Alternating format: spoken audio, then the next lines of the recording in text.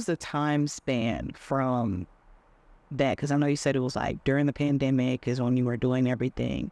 So what was the time span that happened to where the Lord turned you around? Like how would you schedule it?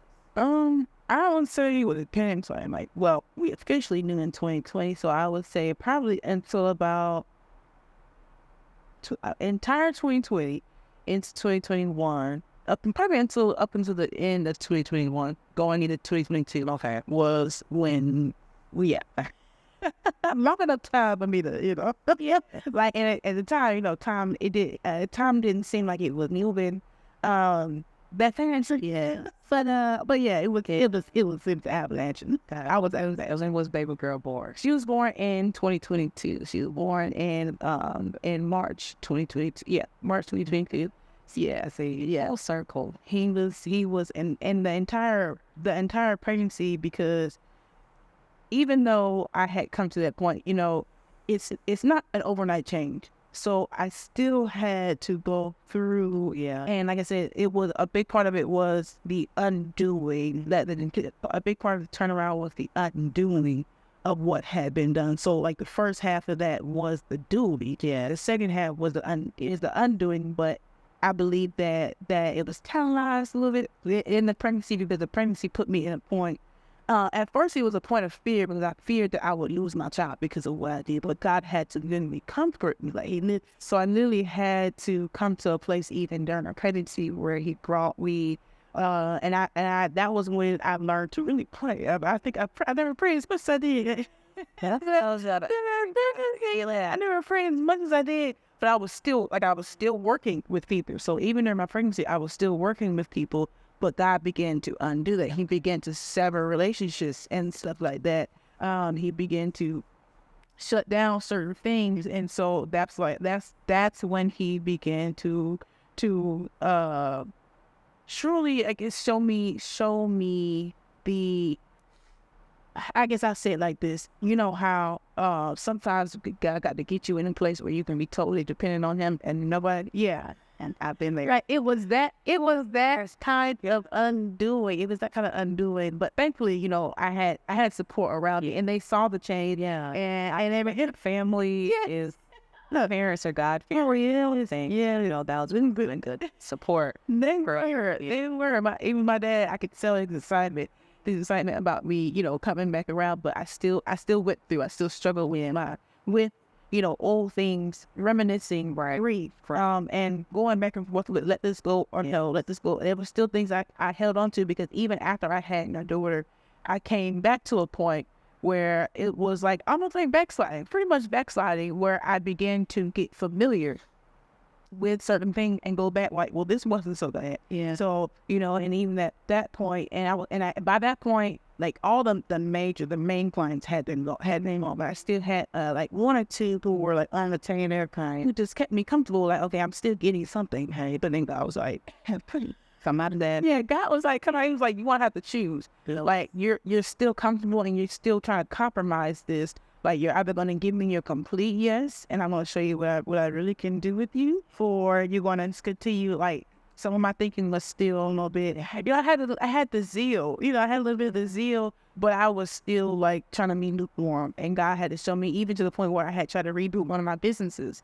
But when I look back on it, it was definitely giving very compromised, definitely giving strange fire, because I was trying to mix God with the world, and God was like, I told you that this is no longer, this doesn't even, like, you're going to have to let this go. Tear it all down. Like, literally, He had to get me into the place where I could only depend on Him. And that was that undoing. And it was at that point that I really began to either just come into, okay, God, okay, who did you give me? Who did you put stuff? And then He had begun to reveal to me that He called me to speak. He called me to stand in front of people and speak, and to tell them what He said, tell them His word, to teach His word, and to tell them, and to correct, and to exhort, and to encourage, He called me. I'm like, okay, and at that point, like he's like, as He's done he's like, okay, now I'm going to tell you who you are, how you really are now. You went all this time trying to ask the world who you are, and now I'm getting ready to show you who I really thought you to be. And so he took that time after I had her, after I gave birth to her, then it really got ready. Like, you put your feet on the ground now, you can do some things now. And he just began to move me even more into it. And I just began to become more confident. And it just kept going and kept going and kept growing with him and growing in grace. In the same grace that he saved me with, I kept growing in that, and I'm still growing in that. But I kept growing in that all the way up until I knew 100% that he redeemed me. I knew 100%. I knew that he did it. I know that he did it. He did it. Love that. That's exactly what I was going to ask you. Like, when it went from him taking you out to you, like, speaking about your faith so much online. Because, like I said, like, that's what drew me to you. And I wouldn't even know that. Because, honestly, I mean, 2020, that was just, like, 4 years ago. I mean, like, it sounds crazy. Like, chronologically, but like time is nothing to God. So like what he was able to do in a matter of a couple of years really in your life, to you like speaking so boldly for him, like that's amazing for me. So did you, what was it like? Were you scared to go from that, what you were doing, to then speaking about God? Do you know what I'm saying? Like, to being bold in what you're dabbling with and everything, to then being like, right, no reverse, like, you know, like, and know that there are people that knew you in that life, whatever. Yep. Now you're a different creature, literally, in life.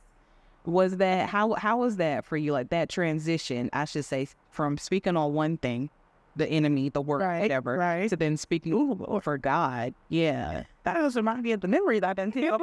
I didn't know what was I doing, man? But it was like like honestly, the boldness that comes from me now, and it's funny because I don't know if it was yesterday or today that I came across a memory that said I was loud in my sin, so I'm gonna be loud about that. I was loud in that, so I'm gonna be loud about Christ. But it really was, and that was one of the things when God called me to speak, because like I said, I'm a hider. I like to be in the background. It's easier for me to be in the background, not have to, but for me to have to speak, you have to put me in the light. When you have to put me in the light, everybody has to see everything. You know what I'm saying? You know, they have to see everything. And so I for a long time, and that's what honestly kept me compromising Lukewarm, was because I was trying to talk both talks. And I was trying even on my platform, trying to speak to them and speak to the, and at the same time, and that was like, you're not, no, go. No, you can't, you're going to have to. You're going to have to. And that's just like the enemy too, though, to give you like just enough truth. Right? So where you think that it's God, but it's really not, right? Like that kind of sound like him. No, I really had to come to a point in him. And ultimately, it all went back to me truly knowing that I was forgiven by him. Like, because a lot of times, you know, when you don't really know what Christ did for you, then you don't really accept in your heart what Christ did for you, that condemnation and that shame is going to stay there. And it's going to keep you. It's going to keep you from really being. It's really one of the biggest blockers, that boldness, is that shame and condemnation. And so I carried a lot of that in the beginning, and I also carried that, okay, God, I don't want them to think this of me. I don't want them to, say this about me, or, just fearing, okay, well, you was doing this, or you were calling me a hypocrite, right, or anything like that. But like, with God, it's like, well, it's not a hypocrite. It's not hypocritical when you come into the truth, and you were in bondage, or you were deceived, and you come into the truth, and now you're moving in that truth. And if anybody's saying, like, it got to the point where God put, look here, I'm a vindicator. Okay. And if anybody says anything, I'm going to make sure that first of all, that the truth is revealed, and that it's dealt with, that people not going to be able to go up and put their mouth on you like that anyways. But even if they do, you can't be afraid of their faces. You can't be afraid of what they say, because what you should be standing on, the firm foundation that you should be standing on, that even when they say, well, you used to do this, okay, yes, I did, but I've been redeemed, and I've been delivered from that. Yes, and let me tell you, let me introduce you to my deliverer. My God. Okay, yes, I did used to cuss. I used to smoke. So there. I used to do those things, but I've been delivered. And I will tell you, literally, I be laughing now, but yeah, I've been delivered from that. But I literally have been delivered from that. So let me introduce you to the one who delivered me, because I'm no longer bound by that. You may be bound by what you remember of me, because you might be still there. But I'm not there anymore. And so I'm walking in my freedom, and I had to also realize that a lot of people who even I was afraid of, they don't know that concept. They don't know the concept of the forgiveness. They don't know that concept of grace. They have not experienced it, and they hold things back from themselves. They hold shame and condemnation for themselves, and so they're held and bound to that. But you're not. So don't bind yourself to what they're bound to. You're gonna have to know 100% that I set you free, and that I'm the only one who has the power to do that, and that if I said, I, your creator, said that you are, then you are. And if I said that you're going to be with me, and it happens, and then you are. None of these people can put you here or take you out. Nobody can, okay? I have to get to that point where I 100% knew that I was forgiven, that his grace had covered me, that he had lit me around, and that he did what he needed to do. And it had to become more, I really began to desire more that people experience what I experienced. Then I begin to worry about what they're gonna say. No, rather than worry about what you're gonna say, I truly desire for you to experience this. So even if for a minute you look at me crazy because I'm saying this, and like I know that eventually something you're gonna come across is gonna affect a part of your life, because or a part of your life where you might be chained up or bound up. I know eventually that's gonna happen. So if it means you getting free, me being looked at crazy, like me being called hypocrite, if it means eventually you get, I'm cool with that. But I had to like come apart from the purpose and things I had been assigned in the world, and what everybody else thought I was supposed to be, and what and a couple apart from that, come unglued from all those thoughts, from all the opinions, and even from my own understanding, of course, that okay, God, the only way I'm going to reach it, the only way I'm going to please you is if I literally not worry about it. Not worry about them. And I had to listen. I had to take that confidence in, because like I said, like even me, I was a people pleaser as well. So even for that people pleasing will also keep you. It'll fear a man. Yes. But he was like, oh, we have to tell you. Told me too many times that you don't need to fear them. But why fear them and what they can do to your body? And not worry about your man do to me. Okay, because I got somewhere I can put you. I can snatch you up right now. Like you need not fear them, because the same thing that they think that they can do to you, I can do to them. I can get all y'all together right quickly, and then I can gather you all right now and sit you right here with me. Or I can put, you know what I'm saying? So don't worry, don't fear them, don't fear their faces, don't fear. And what I found was that my fear really was it really wasn't overthinking. It really was because I found that when I began to come into things, I began to get up and speak.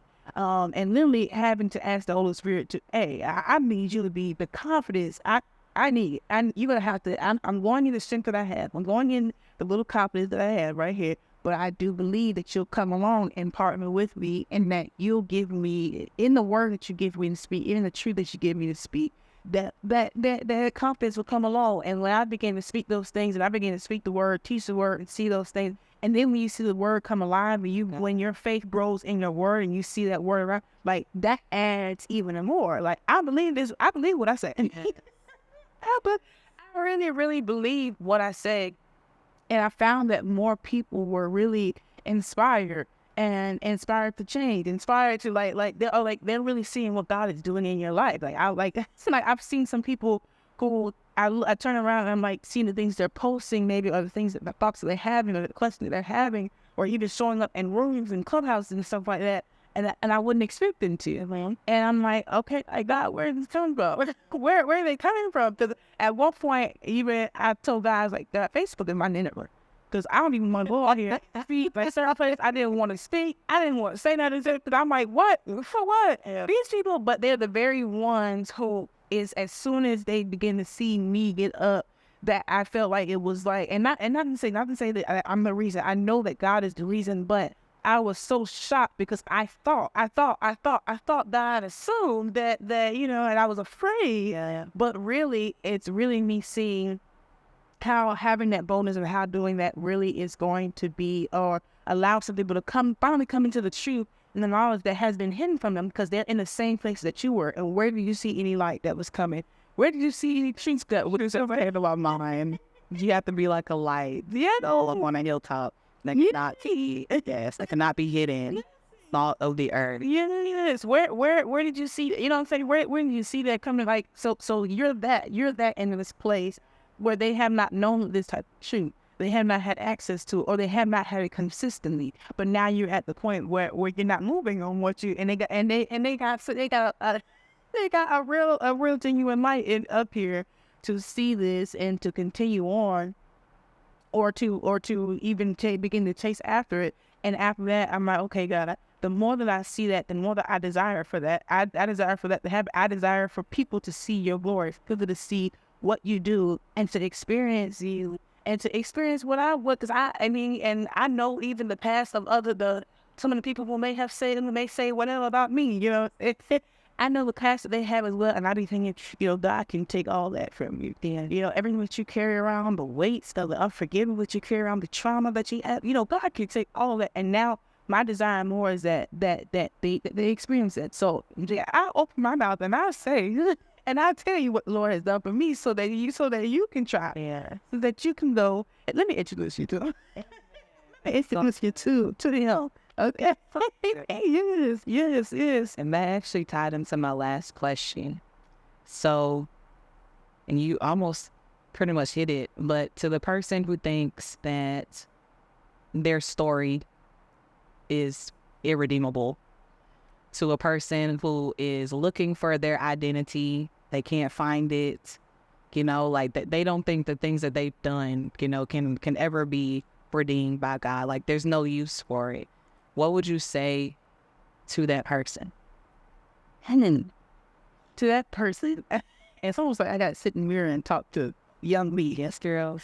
To yourself. Young me, to that person, I would say that God can do all things, that he really can do all things, and that his purpose, part of his purpose even with us, is to just be able to show his goodness and show his power and show that all that he is, and how his love is beyond our measure, because it is truly his love that redeems us. It's his love, to the extent that grace, it's his love that changes us. It's his love. And so to that person who thinks that story is like the irredeemable, or you think that, to the person who thinks that God can't use them, he can. To the person who thinks that they don't have a testimony, or that you think that you're too far gone, that when you know God, at any point that you are able to recognize and turn your heart to him, he welcomes you. He desires you. He desires for you to come to him. He is like, I'm a mother, so as a mother, I always desire for my child to come to me and let me fix the things that they messed up. Let me show you some things. So even for God, as a child of God, he desires that we still be able to come to him. And let me show you that my goodness and my grace and my love has the ability and my power and everything. Like the entire purpose, the entire purpose of everything is to show my ability to take what is dead and make live again. To take what is old and make it be new again, or to take these things like that's all him. So I would encourage you to keep your heart towards God, to turn your heart towards him and keep it towards him. And believe his word. Believe his word.